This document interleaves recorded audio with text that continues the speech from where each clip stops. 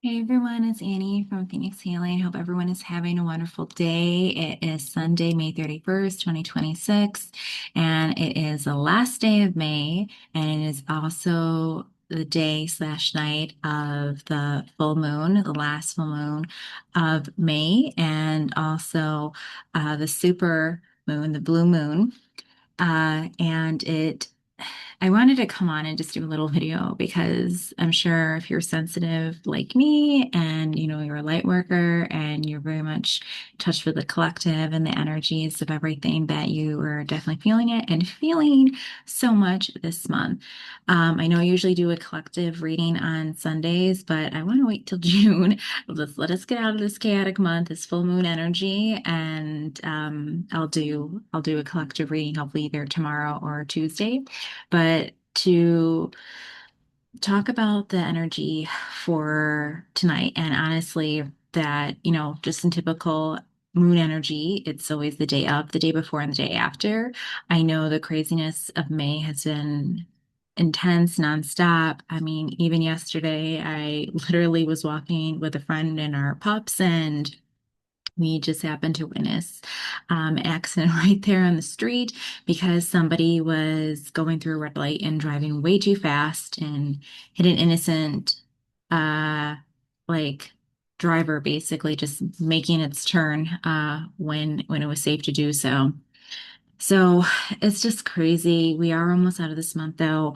The blue moon is that rare occasion of the and because it is the second full moon, because remember it was May 1st actually when the first moon hit for the full moon, and then we have the new moon in the middle of the month. Now closing out this month, it's back again, the full moon, except it's a super moon, it's the blue moon. So because of this, it's occurring in fiery truth seeking Sagittarius.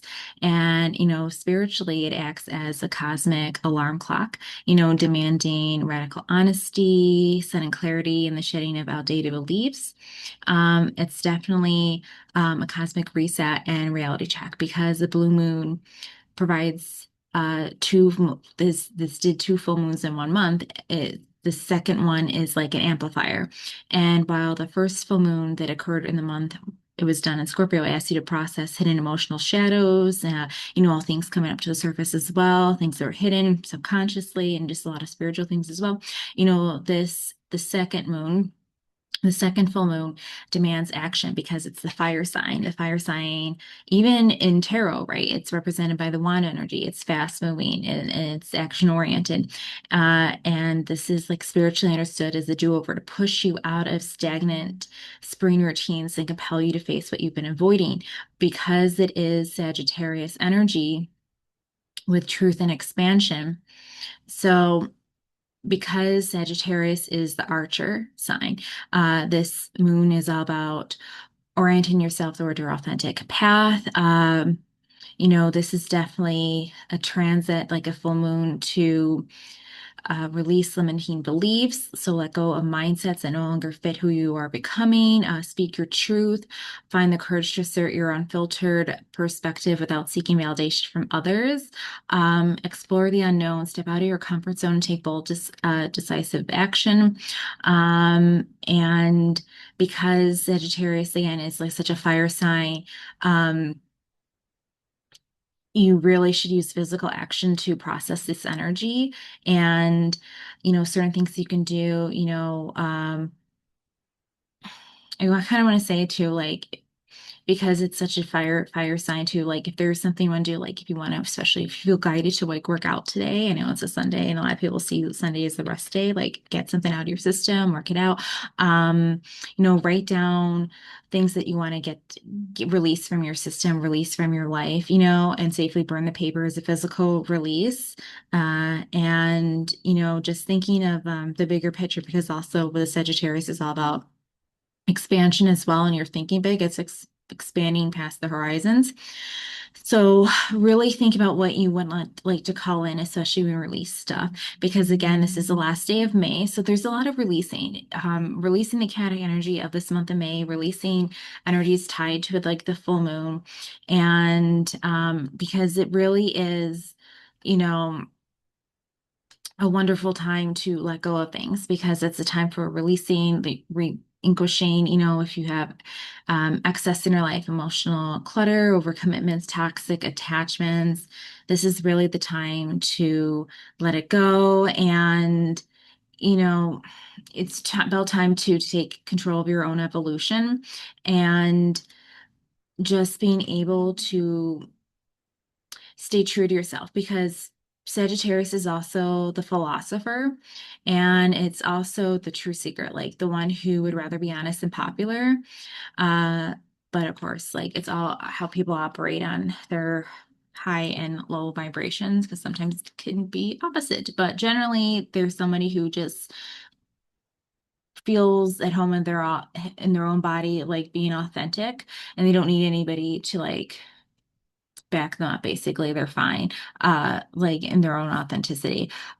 So under this blue moon too, like there's a lot of tension between what we're being told and what actually is like unavoidable.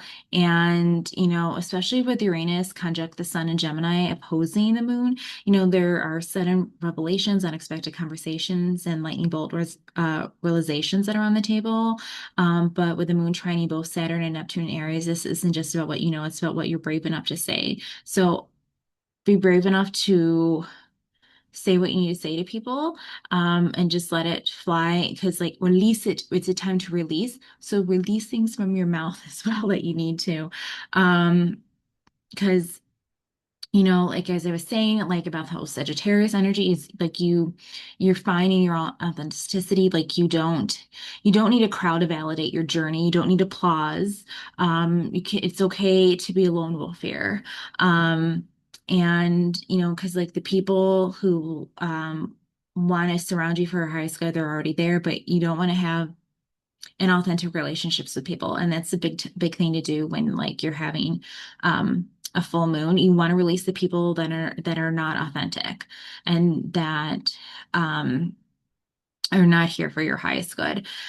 It's definitely a time where there's just so much energy that is happening. And this is why I'm really looking forward to May next or to June next month because June even in 6 is like harmony, love, and balance, and it's ruled by Venus. And just lovely things to happen. And it's just like we're almost there, depending on where people are at this point, in their country, like, in the world, like it could already be June 1st. But right now, at least where I am, it is still May 31st. But it's anything you need to be released, work with like the full moon energy to get rid of things.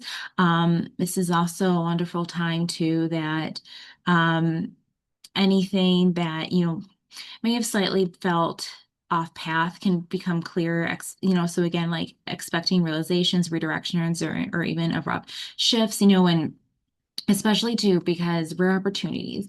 Blue moons are really tied to the phase of once in a blue moon for a reason, because it is a powerful time to take a leap, revisit abandoned goals, say yes to something unexpected. And, it is very much, thinking about what needs to be released so something more aligned can take root. And just really expect emotional clarity, heightened intuition, and uphold or deeper truths. So I feel like this is a very like truth energy too as well. And I mean, it's not a gentle moon, like full moons are not gentle in general, but especially with it being in Sagittarius, the fire sign, and then it being the super moon, the blue moon, it's powerful like energy. It's because it's anything you want to get done, like a sense of release, transformation, and bold intention setting, like now is the time to do it. um it's it's just something, I think that a lot of people are really feeling it. A lot of people have been really feeling it this month and really cannot wait for it to jump into June.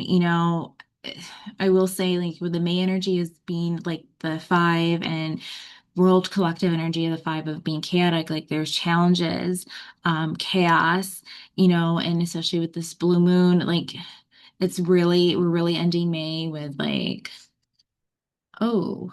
there's a lot going on. Because now is the time really, release what no longer serves you, embrace unexpected opportunities, and step into a more aligned version of yourself. And, if you've been waiting for a sign to make a shift, this is it, and the energy will work with you.